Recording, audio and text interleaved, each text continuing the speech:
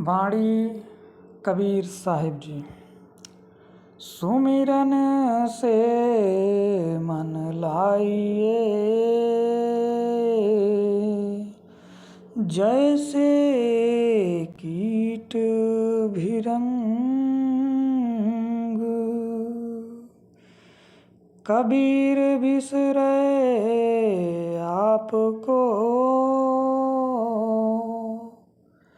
होए जाए तेहि रंग। भृंगी एक कीड़ा होता है। वह बाहर से कीड़ा टिड्डी लाकर मार देता है, फिर अपनी अटेंशन यानी तवज्जो देता है। अगर वह अटेंशन ले ले तो भृंगी बन जाता है, फिर भृंगी उसे साथ ले जाता है। इसी तरह यदि आप मालिक के नाम का सुमिरन करो तो मालिक में समा जाओगे, मालिक का रूप हो जाओगे।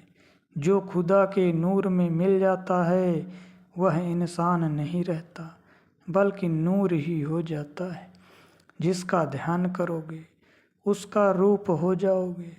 हजरत बायजीद बुस्तामी भी खुदा की याद में अपने आप को इतना भूल गए कि जब उन्होंने अपने अंदर झांका तो सिवाय खुदा के कुछ नज़र नहीं आया।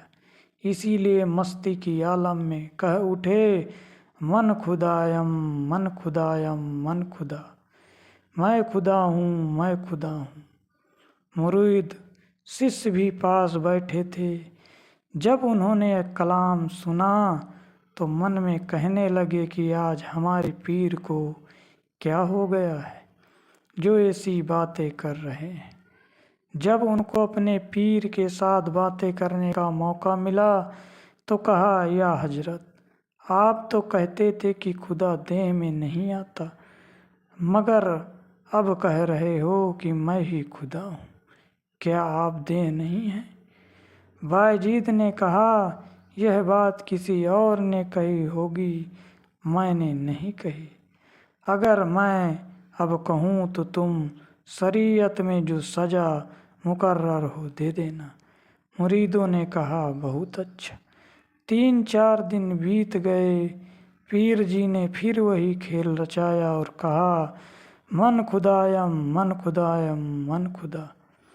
जब मुरीदों ने सुना तो उठ दौड़े और तलवार छुरी आदि हथियारों में से उनका कत्ल करना चाहा।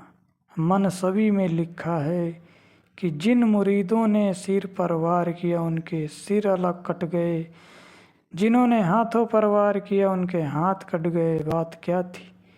जिसने पीर का जो अंग काटना चाहा उसका अपना वही अंग कट गया। और पीर जी मस्त हाथी की तरह झूमते हुए कहते रहे, मन खुदायम मन खुदायम मन खुदा। बाकी मुरीद जिन्होंने पीर जी को कुछ नहीं कहा था हैरान होकर घर आ गए, और जब कभी फिर पीर जी के साथ बात करने का मौका मिला तो अर्ज की, या हजरत, आपको कत्ल करने वाले मुरीद खुद ही कत्ल हो गए, मगर आप पर तलवार का कोई असर नहीं हुआ। पीर ने हंसते हुए कहा कि जो मालिक को याद करता है वह मालिक का रूप हो जाता है और वह किसी के कत्ल से मर नहीं सकता। इसी तरह तुलसी साहिब का भी वाकया है। एक बार जब आप हाथरस में घट रामायण में से वचन फरमा रहे थे, रहूं री बदें देह दर्शाऊं, तो एक बीबी को शंका हुई कि आप देह में प्रत्यक्ष दिखाई दे रहे हो, विदेह कैसे हुए? आपके कहने पर बीबी ने आपको बाहों में लेने की बहुत कोशिश की, पर आप पकड़े न जा सके। आपने फरमाया, अरे माया की गुलाम, तू क्या जाने संतों की बात। सुमिरन से मन लाइए, जैसे पानी मीन, प्राण तजय पल भी छुरे, सत कबीर कह दीन। परमात्मा के नाम का सुमिरन ऐसे प्रेम प्यार के साथ करना चाहिए जैसे मछली पानी का सुमिरन करती है। अगर पानी से मछली को अलग किया जाए तो 1 मिनट में मर जाएगी। इसी तरह हमें ऐसा सिमरन करना चाहिए कि अगर मालिक के नाम से अलग हो जाएं तो मर जाएं। सुमिरन सुरति लगाई के मुख में कछु न बोल, बाहर के पट देई के अंदर के पट खोल। जब सुमिरन की लज्जत आ जाए फिर उसे बाहर प्रकट करने की ज़रूरत नहीं, क्योंकि वह ऊंची से ऊंची दौलत है। दुनिया उसकी परख नहीं जानती, ना ही उसकी कीमत आंक सकती है। उसकी कीमत मालिक ही आंक सकता है। बाहर की आंखें बंद करो, अंदर के पर्दे खोलो। जब अंदर की आंख खोलोगे तो नाम प्रकट हो जाएगा। माला फेरत मन खुशी, ताते कछु न होए। मन माला के फेरते घट उजियारी होए। अब कहते हैं माला की ज़रूरत नहीं। अगर हाथ माला फेरता है तो ख्याल किस तरह अंदर जाएगा। अगर ख्याल अंदर न गया तो कुछ न बना।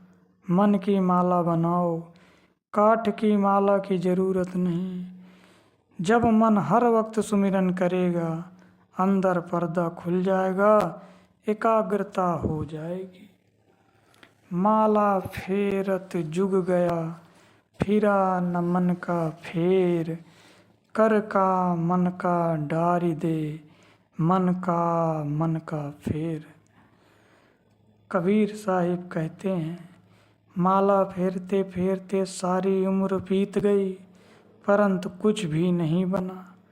ना आत्मा अंदर गई, ना पर्दा खुला, ना शांति आई।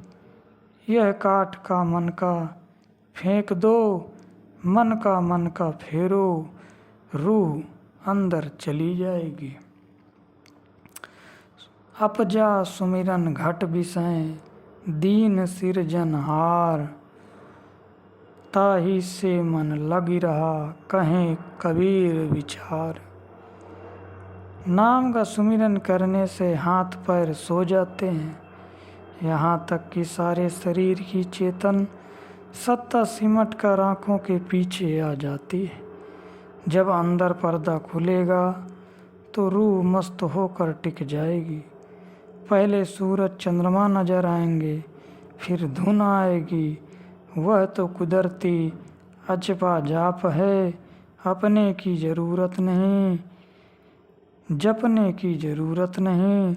तुम अपना ख्याल उसे साथ लगा लो, उसमें अपनी सूरत जोड़ दो।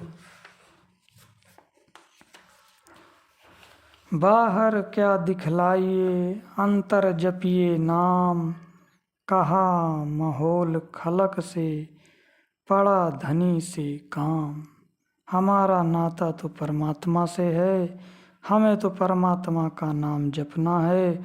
लोगों को दिखाने से क्या फ़ायदा, परमेश्वर जानता है कि हम कितना सुमिरन करते हैं।